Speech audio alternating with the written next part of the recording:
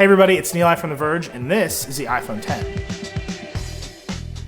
We've been waiting for this phone for a long time now, and there's a lot of major changes here. There's no more home button, no more fingerprint sensor. You unlock it just by looking at it. There's a whole new library of gestures and swipes. There's some camera upgrades. There's the first OLED screen on an iPhone. That's a lot of big bets on the future of phones, and quite honestly, a lot of unanswered questions. First, there's the notch. There it is. There's no getting around it. There's no point in pretending it's not there. But I'm going to tell you that after a few days, it's fine. It's definitely annoying in landscape, especially when you're watching video. If you zoom, the notch will definitely cut into the side of the video. This is a phone that's designed to be used in portrait. Apple gave us the white and silver model of the iPhone X to review, and although Apple says the band on the outside is better than surgical-grade stainless steel, mine already has scratches and dings. So I wouldn't expect this phone to remain flawless if you don't have a case. And, of course, there's no headphone jack, which sucks on every single phone that omits it. I hope you're ready to buy expensive Bluetooth headphones, because the dongle life is terrible. So, notch aside, the screen is great. Apple's using a 5.8-inch Samsung-manufactured OLED display, which it says it custom designed for the iPhone X. It's a bigger number than the iPhone 8 Plus's 5.5-inch display, but it's a taller, thinner aspect ratio. When you run apps that aren't optimized for the 10, they just run with huge software bezels, and the whole thing looks just like an iPhone 8. A lot of you asked us about screen burn-in, and I haven't seen any yet, but it's early, and I asked Apple about it, and they told me that they've also done a lot of work with the screen and in the operating system to limit burn-in. Every OLED screen eventually does suffer burn-in though, so we're just gonna have to wait and see if the iPhone X is really better than the competition. You can point a cheap camcorder with night vision at the iPhone X to see Face ID working, so we did that, and it's awesome. The iPhone X has an IR light, a dot projector, and an IR camera all tucked into that notch at the top of the screen. You don't have to use it. You can just leave it off and enter a passcode. But I think you're gonna want to use it because most of the time it works great. You look at your phone, it unlocks.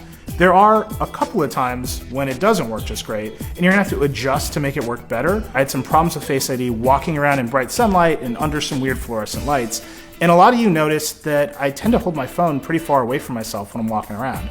I asked Apple about it. They told me the optimum distance for Face ID is between 25 and 50 centimeters, or about 10 to 20 inches, and that's a little bit closer than how I normally hold my phone. I actually have a measuring tape here. Here's 20 inches, and this is definitely a little bit closer than where I normally hold the phone.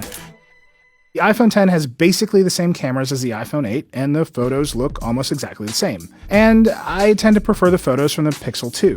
The back of the iPhone X has two optically stabilized 12-megapixel cameras, one with an f1.8 wide-angle lens and the other with an f2.4 telephoto. That stabilized tele-lens is great. These are probably the best zoom photos I've ever taken on a phone, and it is amazing to shoot 6x zoom video in 4K and have it be sharp and usable. The two rear cameras allow for portrait mode, which works as well as portrait mode on the 8 Plus and also supports portrait lighting. The front camera supports portrait mode and portrait lighting, but I don't think it's very good. You have to learn a whole bunch of new gestures to navigate this phone, and it's basically fine. Once you get used to swiping up to unlock the phone, it's pretty easy to also get used to swiping up to go back to the home screen. You know what is fun though? Animoji. We got a lot of questions and comments about this too, and I completely stand by saying they're the best feature of the iPhone X in the preview video. They are a joy. They work great, and everyone I showed them to loves them. Apple says the iPhone X should get 2 hours more battery life than the iPhone 7, and while it's been pretty hard to test this week while we've been running the screen and cameras full tilt for this video, I've been pretty impressed. Just based on what I've seen this week and based on what I know from the iPhone 8, I would expect to go about a full day with the iPhone X.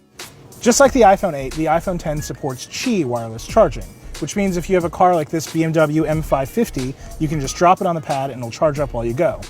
So a lot of people asked if the iPhone X is really worth $1,000. It's the most expensive iPhone ever made, and I just don't think there's an easy answer to that question.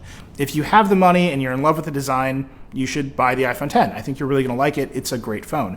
But if you have any doubts at all, you should stick with the 8 or the 8 Plus. You'll get almost all of the same features. You'll get to wait out app developers updating everything for this screen, and you'll be able to just get this phone in a couple years when every iPhone looks like the iPhone X. The rest of us will just be playing with Animoji in the meantime.